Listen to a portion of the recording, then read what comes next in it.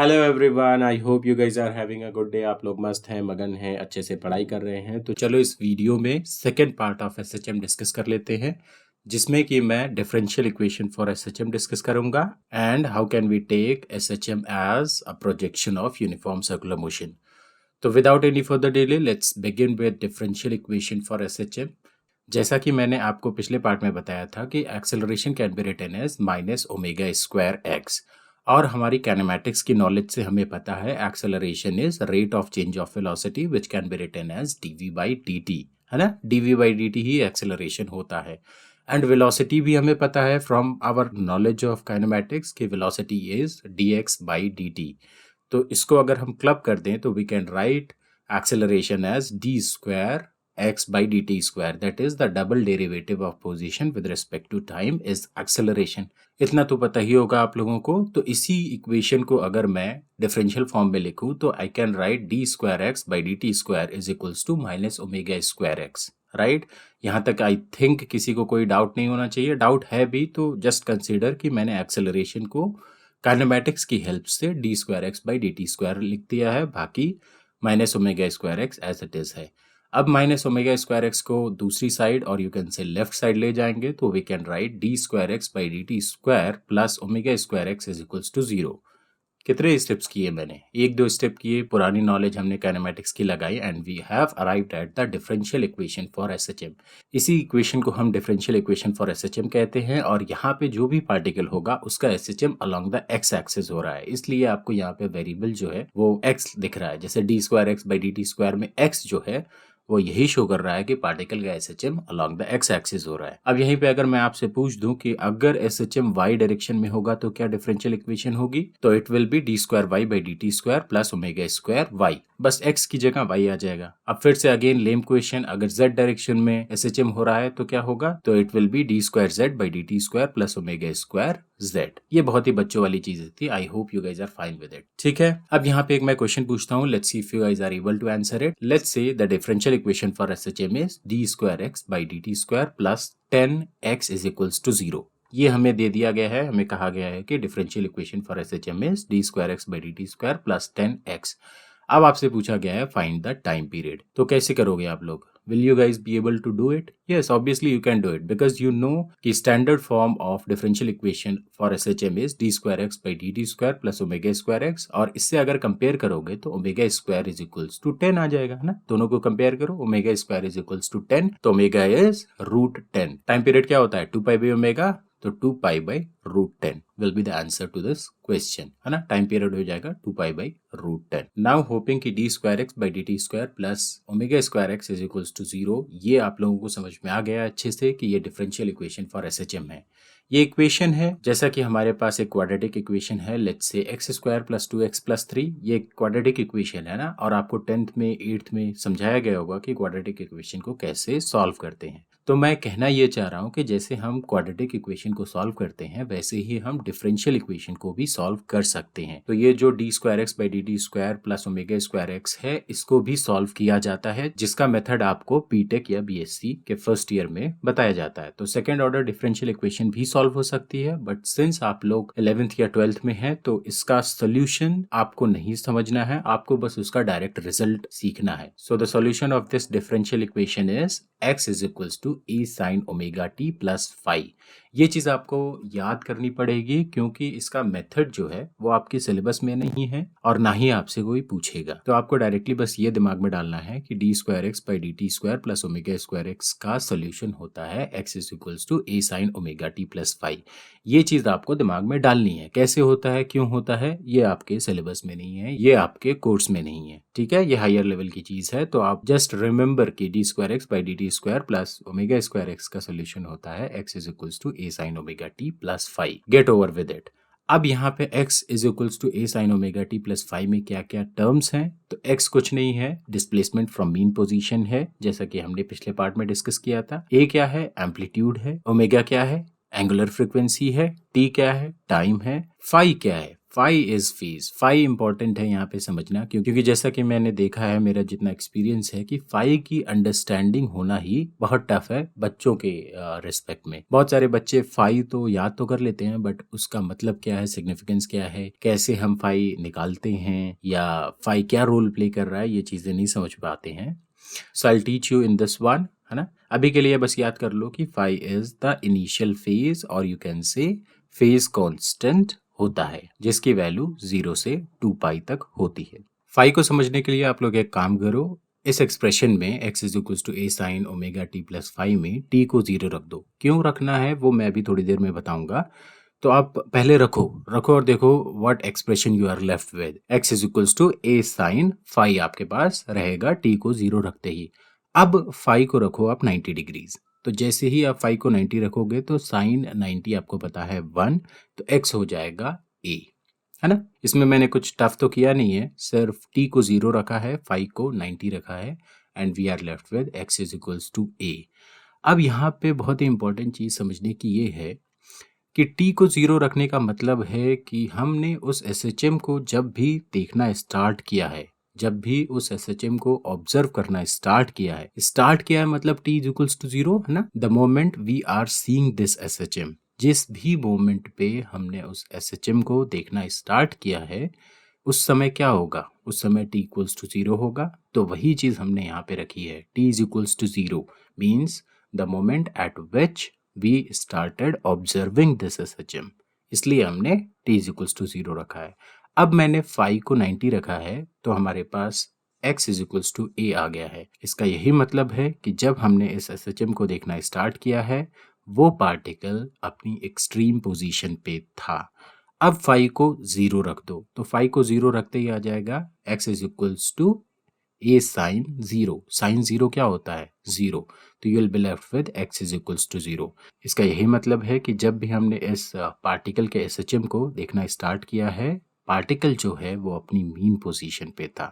तो यहाँ से इंपॉर्टेंट टेकअवेज ये हैं कि phi is the initial phase, और ये हमें क्या बताता है, ये हमें यही बताता है कि जब भी हमने इस SHM को देखना स्टार्ट किया है, और we can say when we started observing this SHM, particle की पोजीशन कहाँ थी।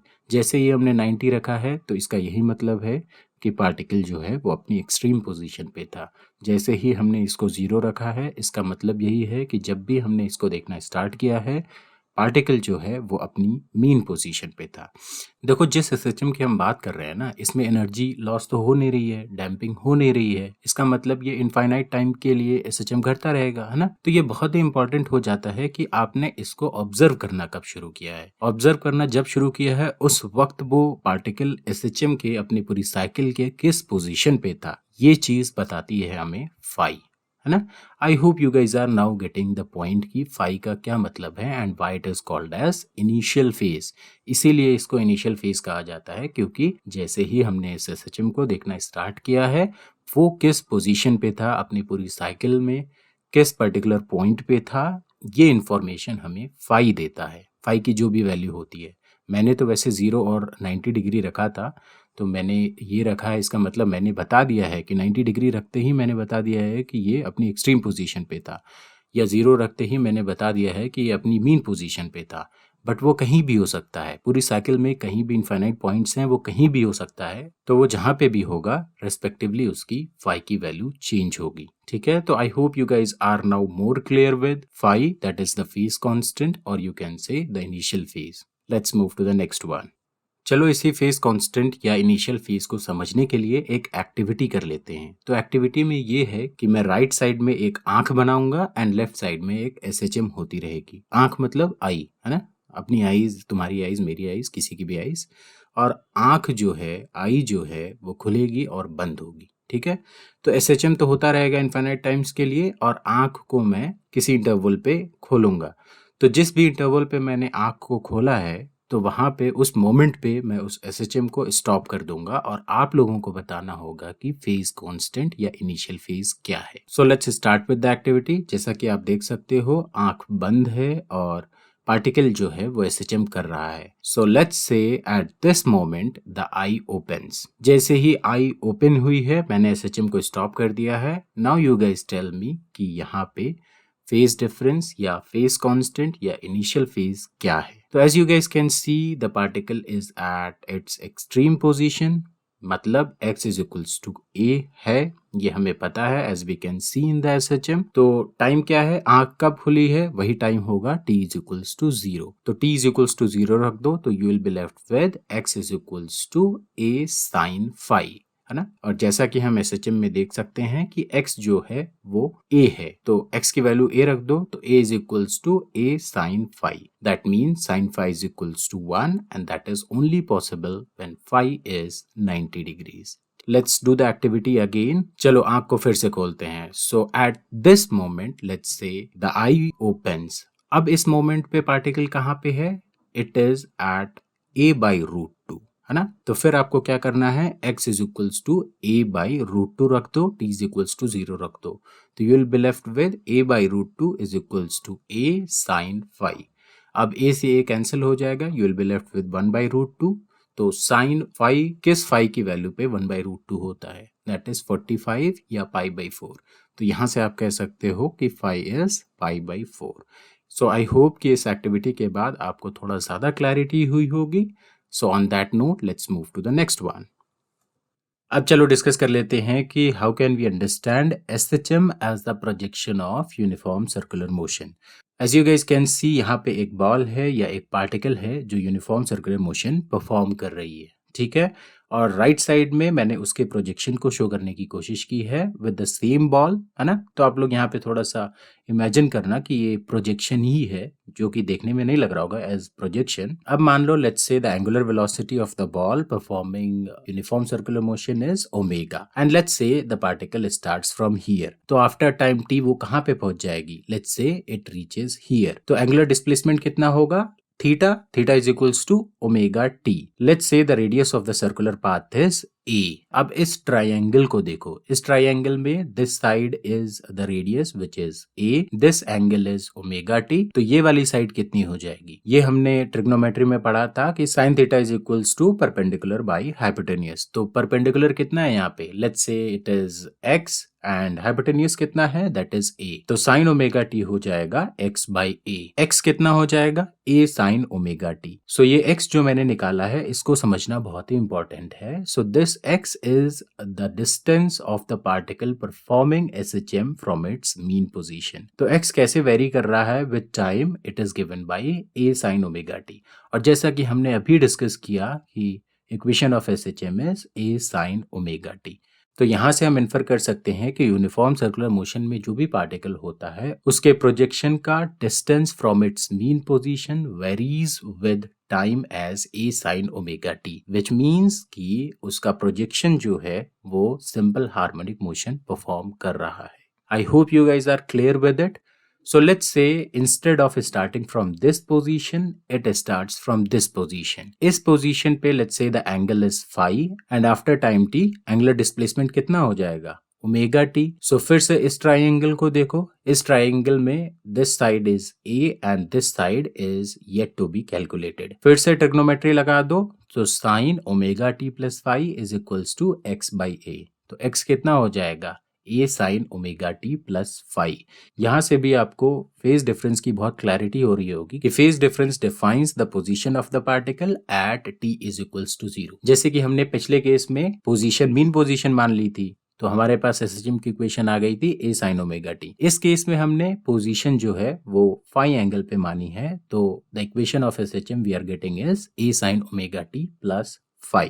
I hope you guys are fine with it. आप लोगों को समझ में आ गया कि how the projection of uniform circular motion can be called as an SHM. Now if you guys are interested in questions from these two topics, so you can click the card on the right hand side. ये right hand side पे जो card है उस पे click करो, you will be directed to the video containing the questions based on these two topics. So that is it from my side guys. Take care, have fun, keep learning.